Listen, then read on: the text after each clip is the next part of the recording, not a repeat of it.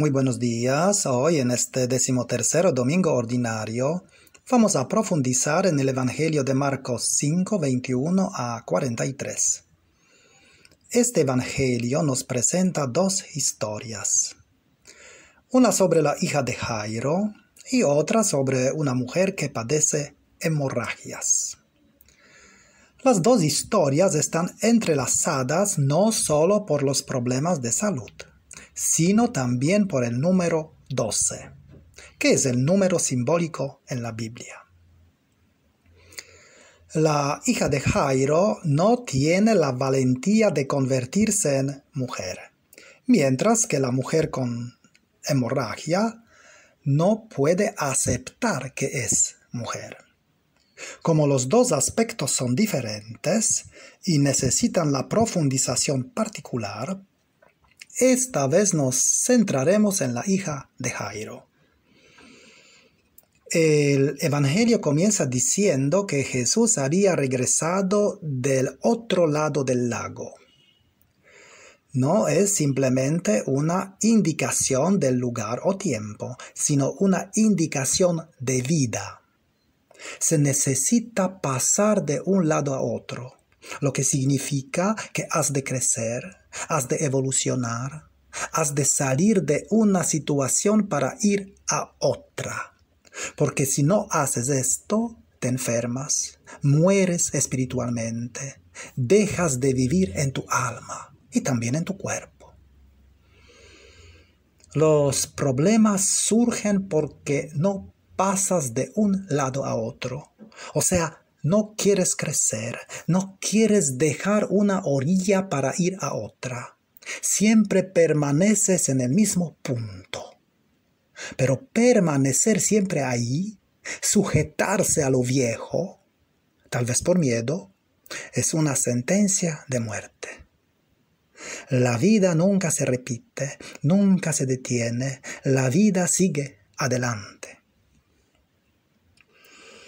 Los grandes problemas de nuestras vidas surgen porque nuestras relaciones no cambian. Cuando éramos niños, obedecíamos a nuestros padres y dependíamos de ellos de manera que, ya siendo adultos, no hemos sido capaces de convertirnos realmente en adultos. Y entonces seguimos siendo dependientes de los otros. El padre mandaba y el hijo obedecía. El hijo no quería decepcionar a su padre simplemente porque no quería causar el dolor en él, sabiendo que lo amaba.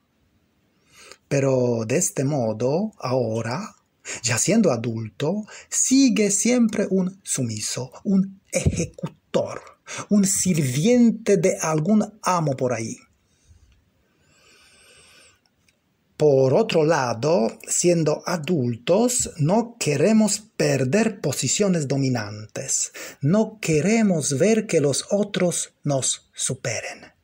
Que los otros sepan más que nosotros. Que los otros puedan influenciar en nuestra vida. Cierto hombre dijo: hice muchas cosas en el trabajo, pero llegó otra persona y lo cambió todo. Pero una persona madura acepta que el espacio de la vida pase lentamente de ella a otra persona. En cambio, si no lo hace, solo se sentirá decepcionada, amargada. Así que el Evangelio en su comienzo quiere decir que hemos de ser capaces de saber pasar de un lado a otro. Pero luego nos habla también de los pasos que las personas necesitan dar para vivir y amar. Porque para vivir hay que saber desprenderse, a veces incluso de aquello que se ama. Porque para amar hemos de dejar libre a algo o a alguien, incluso a quien nos es muy querido. De lo contrario, lo asfixiaremos, lo mataremos espiritualmente o psicológicamente. Ahora bien, el Evangelio habla de Jairo, que es el jefe de la sinagoga. Dice el texto, uno de los jefes de la sinagoga, llamado Jairo, llegó a Jesús. Es decir, primero se resalta que se trata del jefe, o sea, se habla del papel que ejerce. Y luego se habla de la persona concreta, Jairo. En la Biblia, cuando el papel se antepone a la persona, entonces quiere decir que la persona está perdida, pues su vida está dirigida a lo que hace y no a lo que es. Se resalta su importancia de ser el jefe. ¿Cuál es el gran peligro cuando eres importante? El gran peligro es identificarte con tu papel, con tu rol. Entonces, ya no eres una persona plenamente humana, sino que sigues siendo un ejecutivo donde se destacan tus capacidades y no lo que eres dentro. Y entonces esto se extiende a nivel de toda tu vida, no solo a nivel de la empresa. Eres el jefe que también ordena a la esposa, a los hijos y a todos. Nunca te abres porque siempre sabes lo que supuestamente está bien y lo que está mal, lo que se debe hacer y lo que no se debe hacer. De ese modo ya no escuchas. Así que aunque estés en tu propia casa, piensas que estás en la empresa, pues actúas como un empresario en tu propia casa. De esta manera te conviertes en prisionero del rol, del papel. Y entonces piensas, todos me conocen como alguien que sabe, así que no puedo equivocarme. Y todos me conocen como alguien de mucha paciencia, así que no puedo perder la paciencia. Y todos me conocen como alguien que no se enoja, así que aunque hierva por dentro, no puedo mostrarlo. Así que te comparas con los demás en línea de realizar tu papel, tu rol. La hija de Jairo sufre de falta del reconocimiento de su padre. ¿Por qué? Por razones obvias. Jairo está más interesado en su papel que en su hija.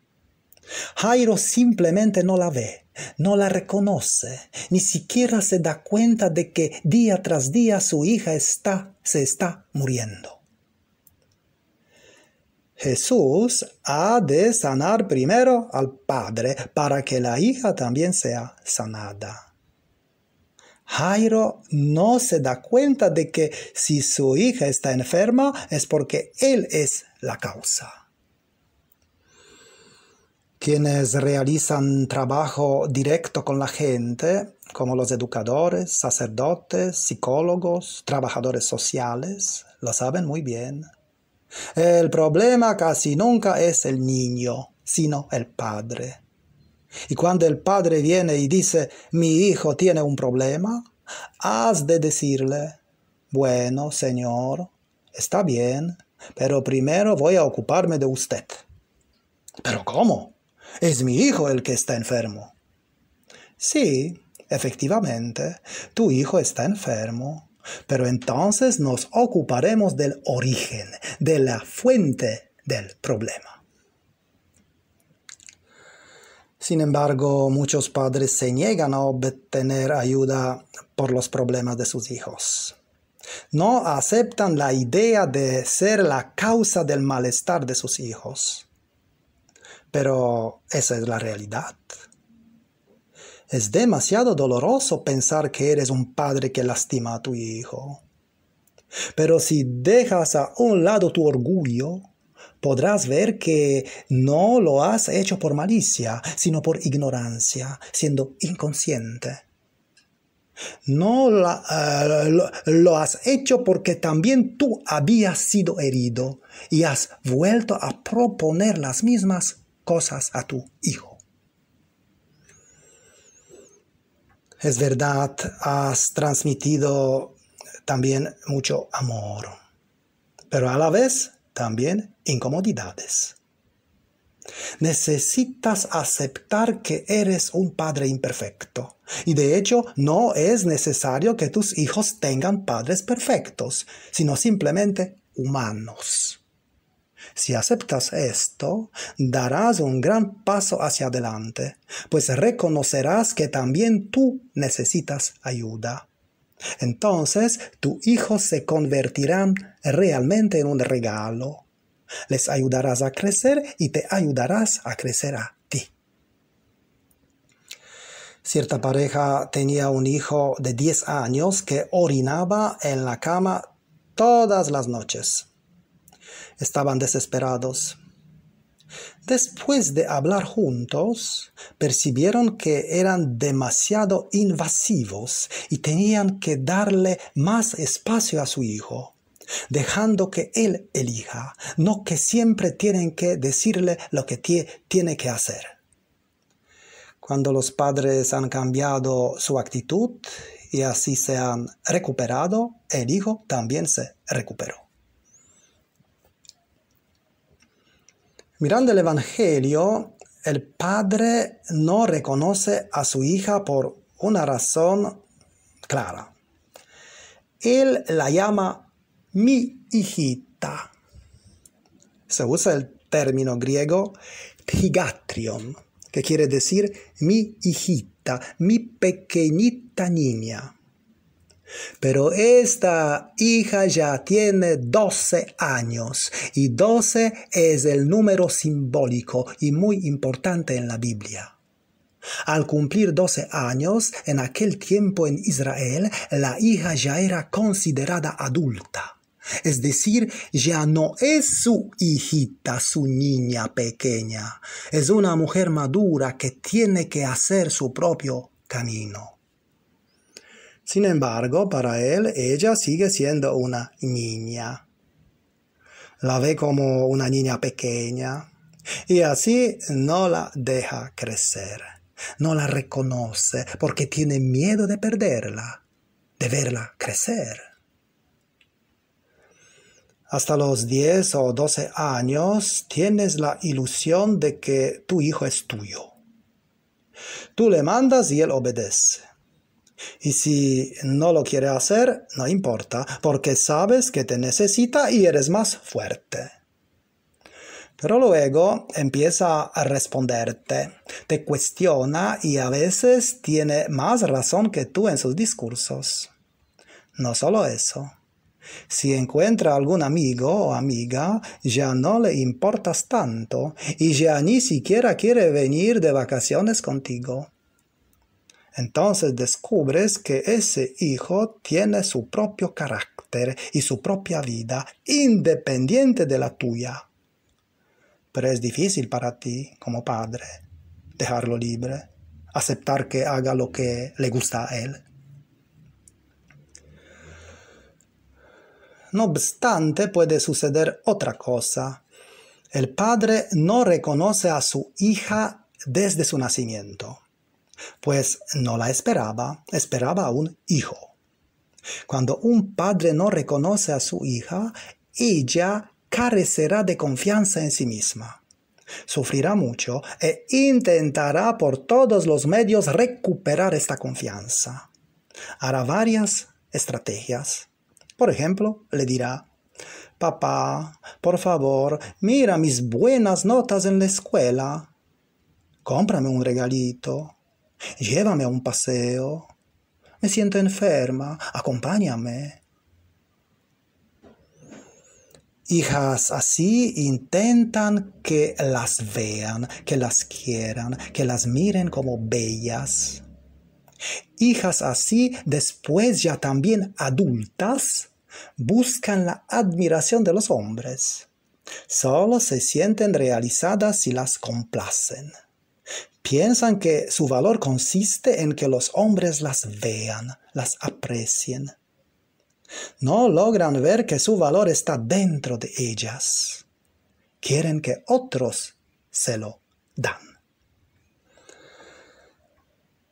Puede suceder también que la hija esté jugando el papel de ser una niña buena.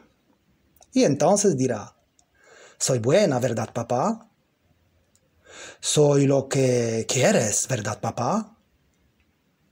La hija intenta hacer lo que le gusta a su padre para poder obtener su aprobación. Le interesan las cosas que hace él y cómo las hace. Cuando crezca, se interesará por la empresa y el negocio de su padre. Cierta mujer que tiene 45 años ha vivido ha vivido solo para trabajar, sacrificándose a sí misma. Ella inconscientemente ha vivido para su padre, para lograr lo que él no logró. Ha alcanzado un nivel directivo en el mundo laboral, pero no es lo que ha querido. Se siente desanimada.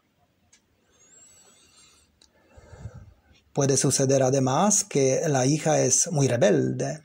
Dice, ¿por qué no te interesas por mí? ¿Qué padre eres? ¿No te importo nada? Es la hija que enfrenta a su padre obligándole a que se interese por ella. En todos estos casos, la hija trata de recuperar la confianza de su papá.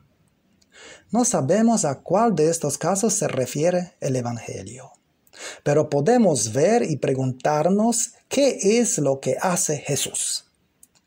Primero, cura la fuente del problema, el padre de la hija. Le dice, no tengas miedo, basta con que tengas fe.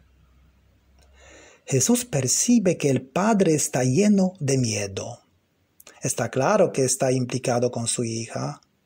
No puede dejarla libre, no puede aceptar que se convierta en mujer. Por eso le dice, mi hijita, mi pequeñita niña. Y ella ya tiene 12 años. Jesús le dice, no tengas miedo. Es decir, reconoce, ve, sé consciente de tu miedo. Hasta que no veas que es tu miedo a perderla, que es tu miedo a perderla, lo que la mata, lo que le impide vivir, tu hija no se podrá recuperar. Para ser curado, has de saber que estás enfermo. Para sanar, has de saber que algo tiene que transformarse y cambiar en ti. Para sanar, necesitas darles nombres a tus miedos y reconocer que tus miedos enjaulan, encarcelan y matan a los que están cerca de ti. Al mismo tiempo, necesitas tener fe. Dice Jesús a Jairo, basta con que tengas fe. Se usa el verbo griego pisteuo, que no solo significa tener fe, sino sobre todo confiar. El sustantivo griego pistis, que viene de este verbo, quiere decir confianza, fe profunda, fe real. Es como si Jesús le dijera, no tengas miedo, no te preocupes, ten confianza. Sé que tienes miedo, pero tienes que soltarlo y entonces confiar. Lo interesante es que Jesús no se dirige a la hija diciéndole hijita, sino le dice doncella, talitha en arameo, coración en griego. Ya no es la hijita de su padre, ya es grande. Es como Jesús le dijera, doncella, joven, ya eres grande, eres una mujer, toma conciencia de lo que eres. No perteneces a nadie, no eres de tu padre, solo eres de ti misma. Así que no vivas como una empleada o esclava. Eres una reina, dueña de tu vida. Vive como una reina. Dice Jesús en arameo, talitha cum, en griego, coración egere. Joven, levántate. se usa el verbo griego egeiro, que quiere decir despertar, levantarse, resucitar.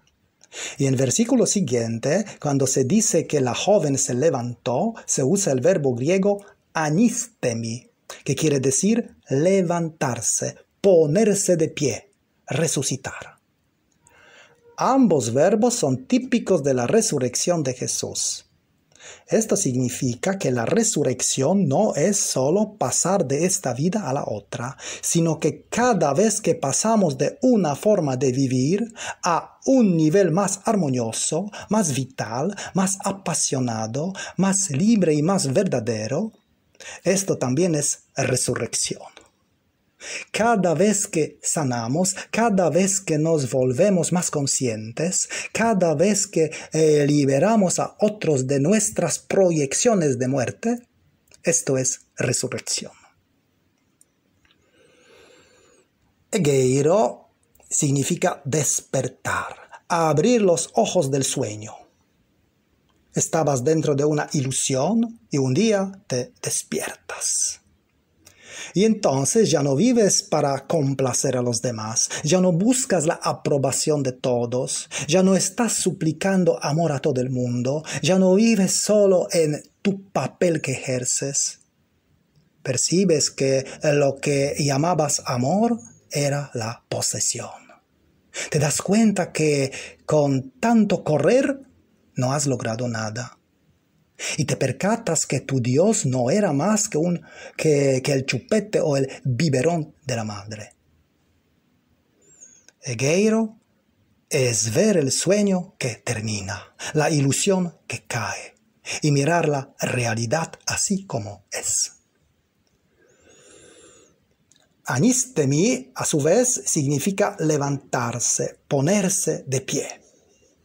Cuando la joven se levanta, o sea, se pone de pie, quiere decir que está en contacto con sus propias fuerzas para hacer su propio camino. Se percata que tiene todos los recursos y la fuerza para vivir.